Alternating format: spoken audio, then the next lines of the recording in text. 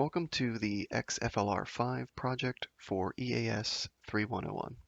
This is the last project of the semester, and what we'll be doing today is comparing a few different wings of different uh, aspect ratios that take advantage of the Clark Y airfoil. What we'll do is we'll start off in XLFR5,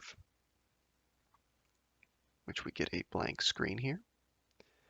And we'll go ahead and hit File, and we'll go to Direct Foil Design to import our airfoil.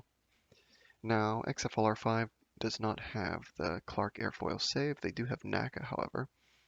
So what we'll have to do is go to the UI/UC database, which is here, navigate to Clark Y, and we'll go over here and download this clarky.dat. I already have done this, so we can import that file into XFLR5 after you've downloaded it. So let's hop back into XFLR5. So we're going to go ahead and hit open and click our DAT file. Now remember, similar to XFoil, you have to order the points in this file from leading to trailing to leading. It's a simple concept that we've covered before. As we can see, the airfoil shows up nicely here, and we're good to go for analysis. So to get into analysis, what we'll do is we'll hit File, we'll do XFoil Direct Analysis, and we can see a few empty graphs pop up here. And we're going to go ahead and define an analysis here.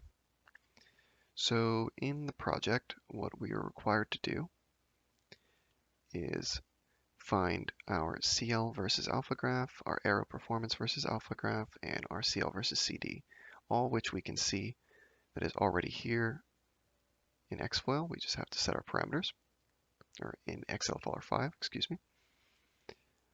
We've seen that our main parameter is a million for our Reynolds number, and we want an angle of attack that varies from -5 to 20 degrees with increments of 1 degree. Right now we're just doing this for the airfoil. So if we set those values, that is 1 million. Don't worry about the Mach number, and these default settings can stay there. We're doing a type 1 analysis. And we can go ahead and hit OK on that. Now what we're going to have to make sure we check is the sequence. We have our -5 to 20 with 1 degree increment. And we'll go ahead and hit Analyze. And that quickly analyzed that for us. Now what we can do is put these into Excel. We can first see that we have our CL over CD graph in the 1. We can see that we have our CL over alpha graph in the 2 graph. And I believe we have our aero performance, CL over CD, versus alpha in the last graph here. So I'm going to show you in a bit how to export that to Excel. To compare our data, we're going to have to export it to Excel.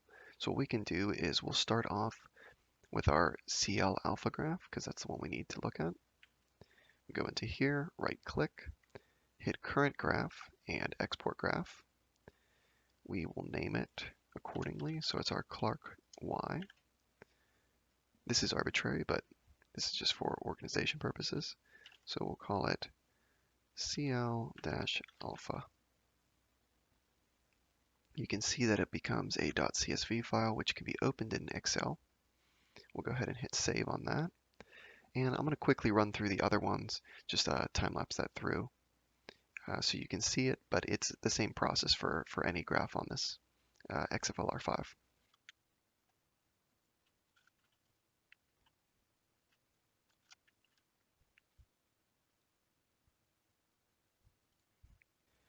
Alrighty, so we got that data originally from the XLFR5.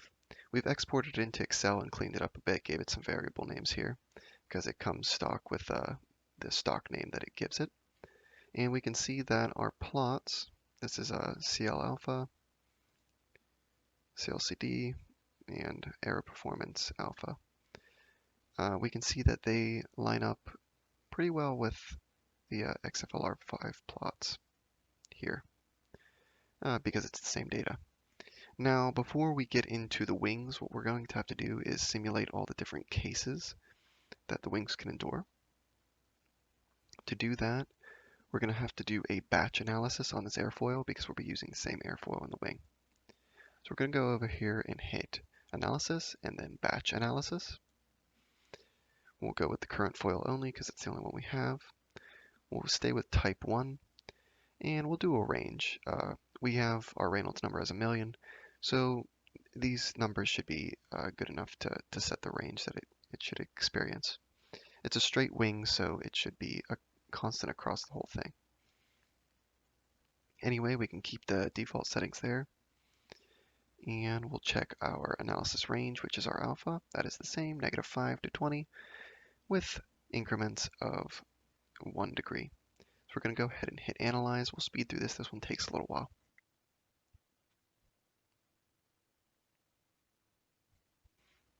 Okay, we've just finished up our batch analysis.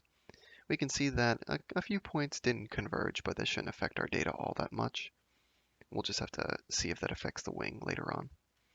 But we can see some pretty good plots here. It's just simulating all those different angles of attacks and range of Reynolds number that we have there. So now we can finally get into analyzing a wing. And before we analyze the wing, we're going to have to create it. So we can close out of our batch analysis. And then we can go ahead and go to File, Wing and Plane Design. And we're greeted with a couple plots here. We'll go hit the UAV looking button here. Now to start creating our wing, we're going to go ahead and hit a new plane, define a new plane. And we'll start with the first setting here. We want a wing with an AR of 4, rectangular, 8, and 12. So we'll start with the 4 here. So we'll just call this AR4. We're not defining an entire plane here. This can do the body and everything, but we just want to see a wing, so we'll uncheck those boxes. And we'll go ahead and hit Define. So here we're greeted with the menu to define our wing. We'll name this wing AR4, and we get to choose our parameters.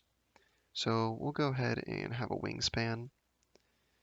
We'll make the Y of 2, so we have a wingspan of 4 on each end. Our chord to achieve a aspect ratio of 4 should be 1 here. And we'll set our offset to 0. We'll set our Clark airfoil that we've used earlier. It's our only one that we can choose at this point in time. And we can check if our aspect ratio is equal to 4. And as we can see, 4 is right here, so we should be fine. So now that the wing is made, we'll go ahead and save that.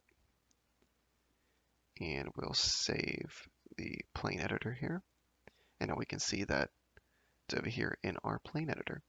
And they give us the same values here. Again, we can check aspect ratio is equal to 4. So to get into the analysis of the wing, we're going to go obviously and hit Analysis, define an analysis, and we're going to try to simulate this again at 1,000,000 Reynolds number. Now for this wing particularly, if we set this to 15, we can see that the tip and root experience a Reynolds number of 1,000,000, and obviously that would be constant because this is a non-tapered wing. It's completely rectangular. The analysis settings that we're going to use today is the LLT, lifting line theory, which should be good enough for what we want to do. So we're going to go ahead and hit Save. And before we analyze, we get to set our sequence. It is carried over from the -5 to 20 into the 1 degree increments. So we're going to go ahead and hit Analyze. And that was quick. Almost all of our angles converged here. I guess our 20 angle was a little too steep, but that shouldn't affect our data all that much. We can get a good idea of what this wing's capable of. So let's see. We can display a various amount of information here. We can go ahead and see the lift, which is slight, I guess, in the negative axes here. We'll set this to, yeah, that's nice, to just a 0. We can see the induced drag right there, the orange. The lift is the green. We can ever so slightly see it. If we increase that angle of attack, we can probably see it more. Our downwash velocity and our viscous drag, which is the pink. If we hit animate, we can also see this ranging at various angles of attack here and how all the parameters are affected. Anyway, before we just see graphs and lines, what we can do is look at our plots that have been provided. So we can get the same plots, except this time it's for wing, for our CL versus CD, our CL versus alpha, and our aero performance versus alpha. What I'll do, I'll speed through this again because I've already showed you how to export it. It's the same process, you just go into the graph and export it into Excel. So I'll go ahead and speed through this.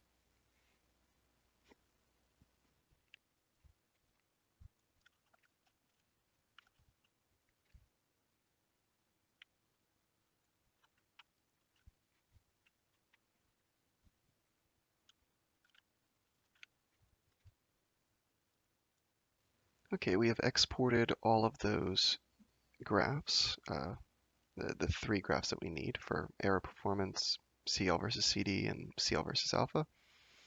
There is one more thing in the project that we need to do that's specifically for the wings, and I'll pull that up now. What we need to find is at the 7 degrees angle of attack, we want to plot the variation of the local induced drag coefficient and the local induced angle of attack over the span of the wing.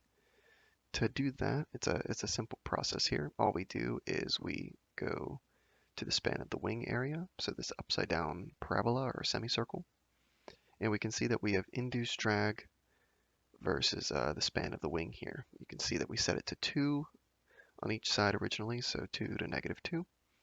Now all we have to do is set it to that 7 degrees, and we can see that we get a couple high spots towards the ends or the wing tips here.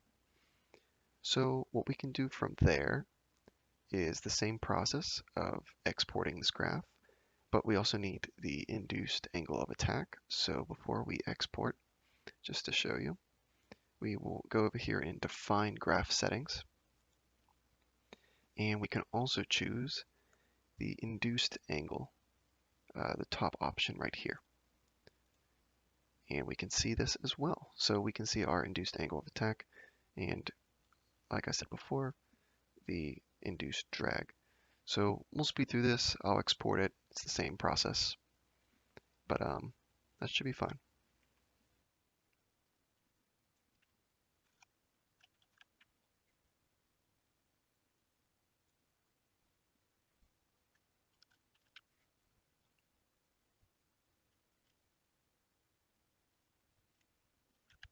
Okay, we have gotten all of our values for AR4 in this problem so far. Now we can move on to the next wing that I have already started making. We need an AR of 8 according to the project, and we also need an AR of 12. So we'll work on the 8 next, and we'll be solving for all the same things that we've solved previously, so we can compare all of them. So what I did is I added 2 to the wingspan on each end, so we can see that our old wingspan was 4 and now it's 8, so we've increased our aspect ratio to 8 now. So from here, what we can do is I can save this wing, save that. We can see that the new wing's here. We can do a new analysis on it. Same things, we want the Reynolds number to be 1 million, just to check. I just want to see. All right, so we can run it all at the same speed because we're using the same chord length, which makes sense because the Reynolds number is a function of the chord length. So that should be fine. Our analysis is all the same. And we're going to go ahead and hit Analyze. I'm just going to speed through seeing the graphs and exporting all the information because it's exactly the same process as the A4. And I'll do the same thing with A12. So we'll get started with that.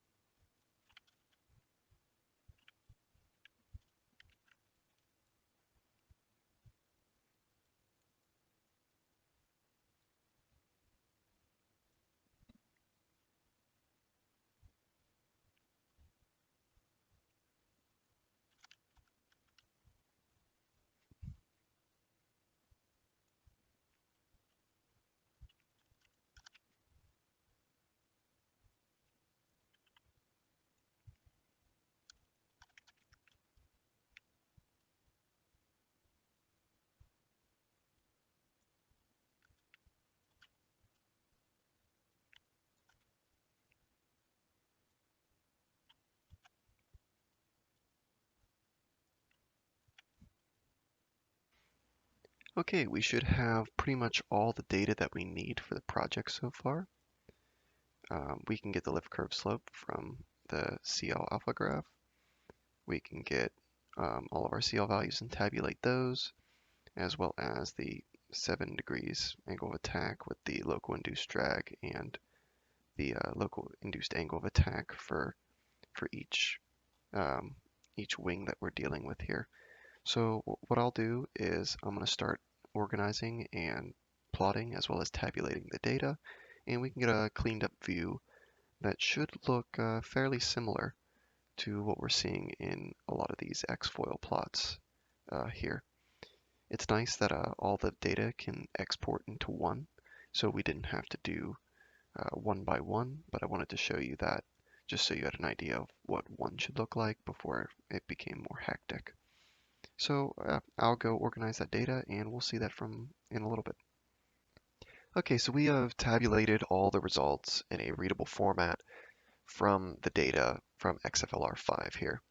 So in the project, just to recap, we need to find and tabulate all the comparisons for the CL versus alpha, CL over CD, which is error performance versus alpha, and CL versus CD for all the geometries that we have. And then finding from those graphs and that data, we can get the lift curve slope, the maximum CL and its corresponding alpha, as well as the maximum error performance and its corresponding alpha for each geometry. We can get the zero lift drag coefficient for each geometry, and we can go into seeing the plots for the local induced drag along the span and the local induced angle attack over the span. So I've showed how to export all the data. Now it's just organized nicely in Excel. We'll start off with the lift curve slope. It is a part of our CL versus alpha graph. We know from thin airfoil theory that an ideal lift curve slope is 0.11 degrees, or excuse me, 0.11 per degree. We can see that the Clark Y airfoil has pretty much that, just a slight perturbation there. And then we can see as our aspect ratio decreases, we get less and less ideal cases. We lessen our lift curve slope. This would make sense because an airfoil is essentially infinite span, which would give an infinite aspect ratio. So we can see as we increase our aspect ratio, we get closer and closer to that ideal value. Moving on from there, the overall CL versus alpha graph, we can see that the CL occurs a little sooner for the airfoil and has a maximum of 1.4, and we can see the other tabulated results here, slowly moving back from the alphas, so lessening the alphas as we go in higher aspect ratios. but they're all relatively close here. Moving from there, we can go to the aero performance versus alpha.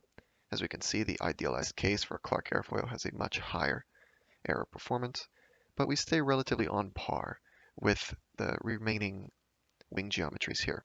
We can see that the alpha that all of these maximums occur at are essentially the same, and we can see that we get a little bit better performance every time we increase the aspect ratio. And we can see that result here.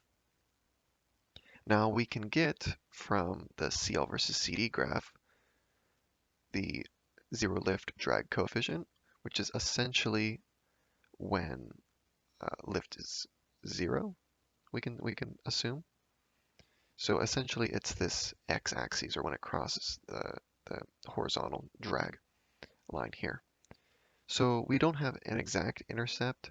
If we zoom in here, we have these points that are relatively close to the intercept here, and we'll use those as our relative value since they're so close to 0.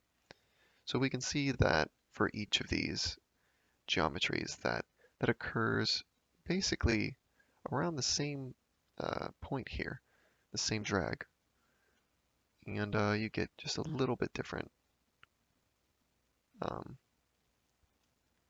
drags in from where the lift is 0. Moving on from there, we can see our local induced drag coefficient. The one thing that we had to do here is we had to normalize our data. Since each of these had a wingspan of different amounts, we'd have to normalize the data over a ideal wingspan, so like 1 to 0. So we can see here that when we compare them, we get that drop off towards the middle, and then towards the wing tips we get a little bit more induced drag. From there we can see in similar fashion with a normalized alpha, or with a normalized span, we can check the local induced angle of attack. We can see that it's max towards the middle. And with our differing aspect ratios, we can see that the induced angle of attack grows and is shifted up with each angle or aspect ratio. Alternatively, that's an opposite case here for the induced drag coefficient. So finally, what we can do is our calculations, and this will be comparing the overall from theory that we learned in the classroom. So we know that the induced drag overall is just the CL squared over pi EAR, as well as the induced angle of attack, and from there we can find the downwash velocity. These are all overall values, so obviously they're not going to be as exact as these two plots here. What we can do, how we found the E, is you can actually, in XFLR5, plot the induced drag here per alpha, and we're trying to find it at 7 degrees as the project states. So when we go back into there, we can get that data.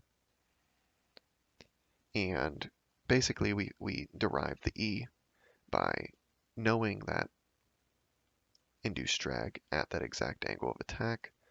To find the E, we just flipped around the equation here. We can see that we could have also used the chart, the finding delta. We don't have an AR of 12 on this chart either, so deriving was probably one of our best options. But we can see it'd be relatively close if we plug in those values, since our taper ratio would be 1, and we'd be able to find our delta from each aspect ratio and then be able to plug that in. So from there we can see our hand calculations. So that's how we got our E's. We inputted earlier on to get that Reynolds number of 1 million to have 15 meters per second. So we put that here for U infinity. And the CL comes from our CL graph at 7 degrees. And obviously our ARs are respective of their names there. So when we do the calculations, we can get an overall CDI, which is relatively comparable to probably an average of each of these.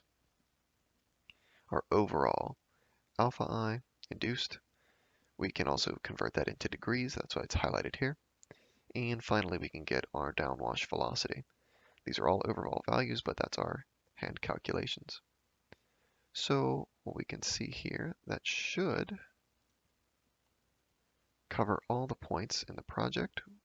Like I said, we've covered all 3 plots for all 4 geometries, and we've gone through and tabulated each of these parameters that the project has wanted, as well as going over the overall total lift coefficient for each of these and finding the overall induced drag and overall induced angle of attack, as well as the downwash velocity from those. So I think that would conclude the final project for EAS 3101, and that would be it. Thank you.